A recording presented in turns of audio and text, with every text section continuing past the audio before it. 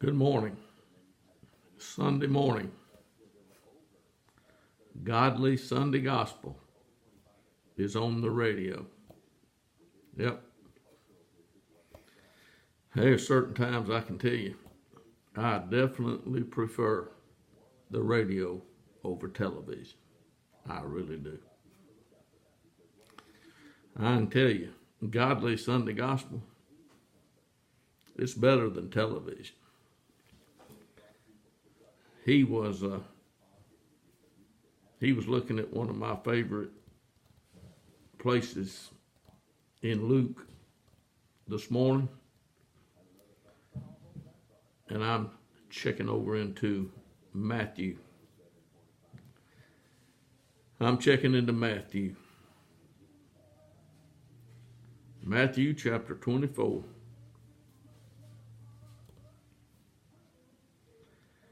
People don't understand because they have been trained by the blind. If you have been trained by the blind, you will wind up with the blind. Just thought I'd throw that in. I'm sitting here. I'm at the table. My mother and daddy and family ate at this table. They don't eat here anymore. But today is Sunday. And I am no longer 71. Nope, 71 plus. But I'm looking at Matthew, the man whom they crucified and raised from the dead, according to Matthew, said these words: "See to it that no one misleads you." He was talking to his disciples. He had not had 15 years with them. If you learn from the history book, you will find out that he had 3 years with them. And in Matthew chapter 24, the 3 years are coming to an end. And Jesus is telling his disciples some things. These things pertained to those disciples which he taught. Jesus is not teaching and making disciples today, but men are, and women also are making disciples today. We are 2,000 years past what I'm reading here. Jesus told his disciples, "Many will come in my name, saying, I am the Christ, and will mislead many." So if someone says Jesus is the Christ, that means he could be misleading. And yes, these things do pertain. That means they have something to do with today. But the end is not yet.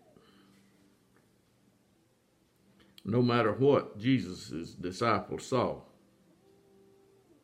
the end is not yet. What happens at the end? It's what everybody wants to talk about. The end. Nobody wants to talk about the truth. But they will believe the words of many. And many will be misled. Jesus said, nation will rise against nation and kingdom against kingdom. There will be famines and earthquakes. There have been famines and earthquakes for 2,000 years. And he told these men that he had instructed, they will deliver you to tribulation and will kill you, and you will be hated by all nations on account of my name. He was not talking to Joe Blow from Waco. He wasn't talking to Bob McGee, who is me. He tells them they will deliver you to tribulation and will kill you, and you will be hated by all nations on account of my name. Many will fall away and deliver up one another and hate one another. Does that mean it can't happen today? That's not what I said, because it surely can. Many false prophets will arise and will mislead many. We're 2,000 years. Many false prophets have arisen. I'm only going to name one right now. Muhammad was one. Because of lawlessness, most people's love will grow cold. The one who endures to the end, he shall be saved. I don't know how many of his disciples fell away, but I know those who endured to the end will be saved.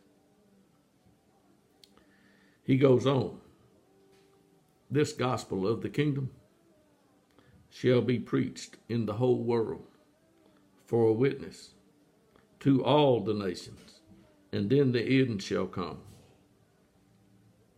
The inhabited earth. When Jesus talked to his 12 disciples, they had no idea about the inhabitants of the earth. They had only seen what they had seen. They saw nothing like we see it today. Jesus gave them instructions, and he told them that certain things were going to happen. And he told them, if anyone says to you, behold, here is the Christ, or there, do not believe him. For false Christs and false prophets will arise and will show great signs and wonders, so as to mislead, if possible, even the chosen ones or the elect.